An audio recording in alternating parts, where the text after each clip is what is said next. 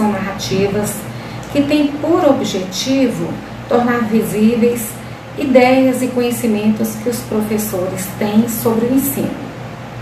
Então, eles narram práticas pedagógicas e os dilemas, as dificuldades enfrentados nessas práticas e como foram superados.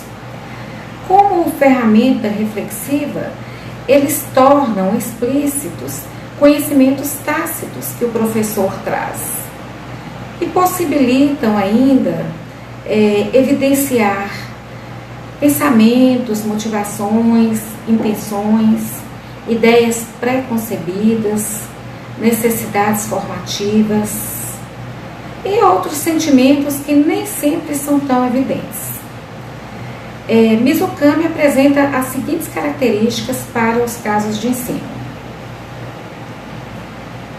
Tratam-se de narrativas sobre uma história com começo, meio e fim, que é espacial e temporalmente especificada, e que refletem as características sociais e culturais dos contextos em que os eventos relatados ocorrem.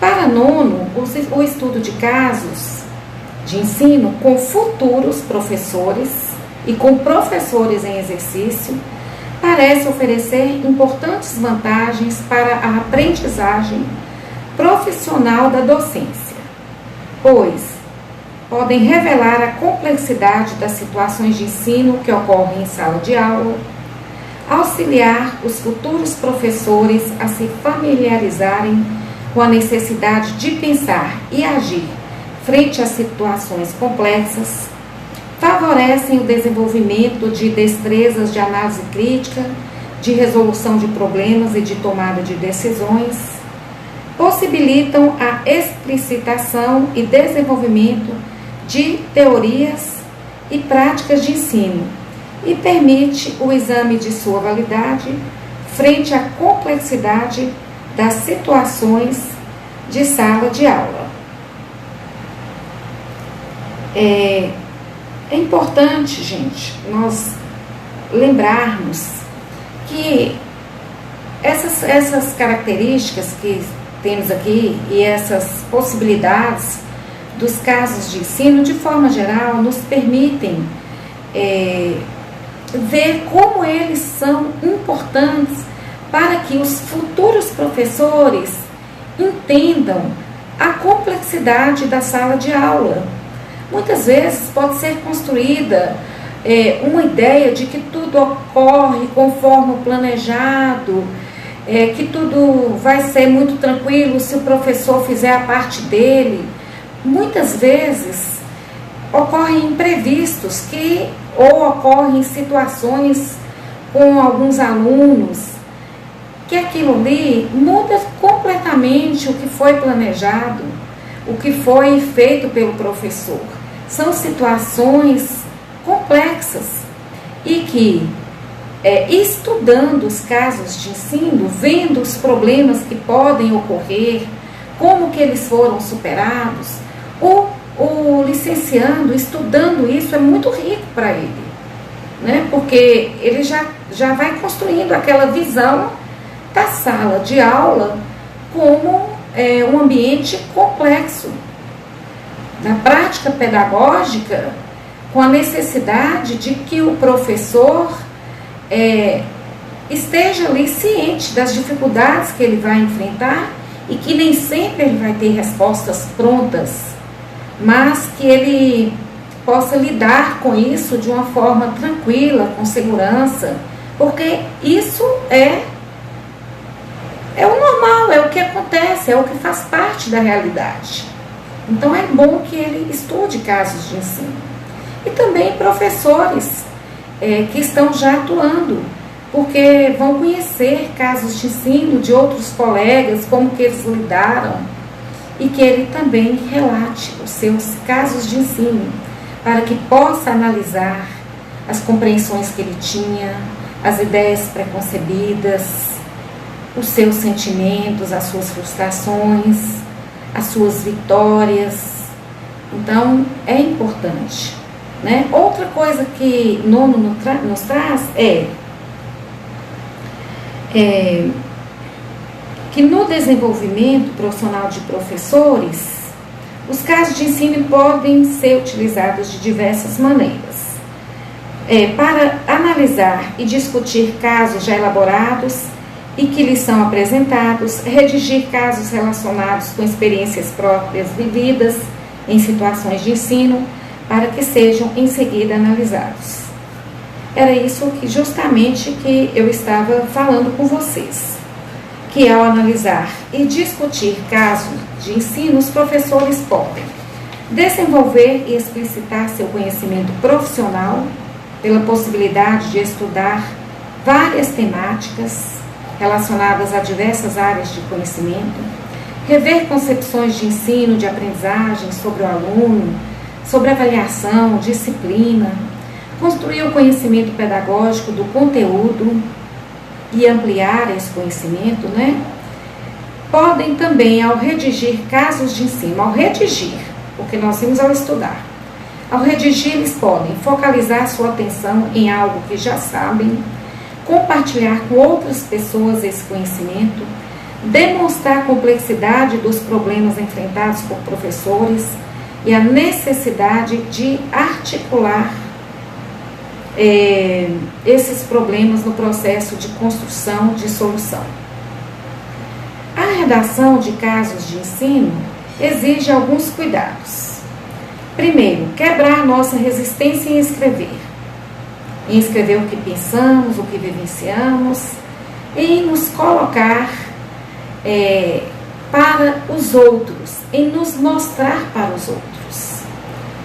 Nós nos sentimos muito frágeis ao nos expormos, mas nós temos que construir esse entendimento de que ao nos mostrar para os outros, nós estamos nos mostrando também para nós mesmos. Isso é importante. Outro aspecto, identificar um problema, um assunto, um dilema sobre o qual escreveremos, uma situação conflitiva. Então, nós temos que identificar o que é uma situação conflitiva, o que é uma situação, problema sobre a qual nós vamos escrever. Fazer um roteiro sobre o desenvolvimento do tema, no caso de ensino, identificar e descrever detalhadamente a situação, os personagens, de maneira que possa ficar evidenciada a complexidade da situação, recorrer a dados de observação e outras fontes, como atividades realizadas, documentos, cadernos, diários, redigir um texto com lógica, que tenha começo, meio, fim, apontar os caminhos percorridos na busca de construção das soluções ou de compreensão do problema, evitar julgamentos de valor no texto. No caso de ensino, suponho que o leitor não faça esse tipo de análise, que não faça julgamentos de valor.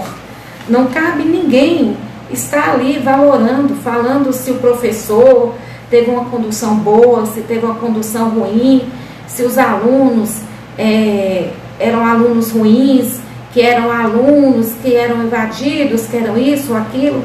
Não se trata de julgar, gente, se trata de buscar compreensões sobre o ensino, sobre a sala de aula. Esse é o objetivo, sobre a forma de superar as situações conflitivas. Problematizar a situação dando um nome ao caso. Nono e Mizukami destacam algumas estratégias para orientar a elaboração de casos. Embora essas orientações sejam dirigidas a professores em exercício, podem ser aplicadas a futuros professores, com algumas pequenas adaptações, com a consideração de uma situação vivenciada pessoalmente ou por alguém conhecido. No caso de futuros professores, de licenciandos como vocês, eu já falei, vou retomar aqui, a análise de casos de ensino é muito importante, Permitem um aprendizado contextualizado, situado das práticas de ensino. É isso que apontam aqui, Mizukami e Nano. e trazem as seguintes orientações. Escolher um incidente crítico. Então, escolher eventos de sala de aula que influenciam na forma como o evento é conduzido e que exigem do professor tomar uma decisão, escolher caminhos, fazer alguma proposta, alguma mudança, utilizar alguma estratégia para superar essa situação conflitiva. Por exemplo, aluno que tem resistência em realizar atividades de sala de aula de forma recorrente, que não fazem a tarefa, alunos que contestam a forma como foram agrupados. Quem nunca passou por isso, que já exerceu a docência e nunca passou por isso? Às vezes você determina os grupos de alunos ali num trabalho em grupo, buscando colocar aqueles que apresentam alguns desenvolvimentos diferenciados para que ocorra justamente a aprendizagem colaborativa, para que uns auxiliem os outros, mas não, os alunos resistem a isso, querem formar grupos, aqueles que eles consideram têm uma relação pessoal de amizade maior, ou então aqueles, se for um aluno que é um aluno assim, que está mais à frente no seu aprendizado, ele quer outros que estejam nas mesmas condições que ele, né? Então, são várias questões que eles resistem a essa formação de grupos. E como lidar com isso? Isso é uma situação conflitiva. Eu mesma já passei por uma situação, uma não, várias. Descrever o contexto. Não é essencial que o professor comece o caso de ensino descrevendo os eventos, mas, entretanto, uma maneira de fornecer um pano de fundo dos acontecimentos, colocando a situação em um contexto mais amplo. Então, ele parte daquela descrição mais local e amplia. E isso permite uma reflexão mais crítica, porque ela envolve mais aspectos. Identificar os personagens do incidente, né? Quem são os principais personagens que estavam envolvidos ali, os secundários, quais sentimentos estavam em jogo, o que estava sendo defendido ali por esses personagens, né? O que eles almejavam tomando tal postura. São coisas importantes de perceber, porque tudo isso influencia na situação de ensino. E se influencia no ensino, provavelmente vai influenciar na aprendizagem. Esses dois processos, eles estão interligados, eles caminham juntos. Geralmente é isso. Bom, revisar a situação e a forma como agiu diante dela. Isso aqui é importante. Quando se escreve um caso de ensino, quando termina de escrever ali, que você revisa, faz aquela revisão, e também depois de algum tempo, você consegue ver o que teve em jogo ali, por que foi aquela escolha, o que deu certo, o que não deu, o que pode ser modificado, o que pode ser acrescentado e o que deve ser retirado. Então, não é só escrever, não é o fazer, não é um papel para ser engavetado, é uma documentação para auxiliar a você, professor. Então, é importante revisitar essa narrativa, esse caso de ensino. Cada vez que você revisita, são novas compreensões que são construídas. Examinar os efeitos de sua atitude. Aí vem da reflexão, né? Esse exame.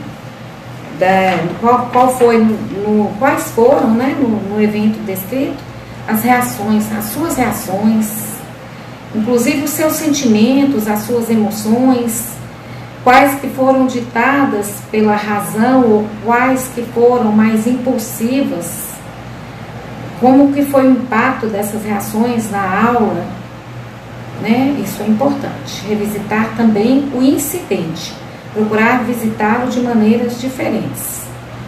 Por exemplo, depois de um tempo, se você vivenciasse aquela mesma situação, Seria do mesmo jeito? Você veria aquela situação do mesmo jeito? Então, como que você veria? O que você veria diferente ali? Né? Bom, e agora nós vamos falar um pouco sobre os diários. Já vimos as memórias formativas, os casos de ensino, só faltam os diários. Vamos, então?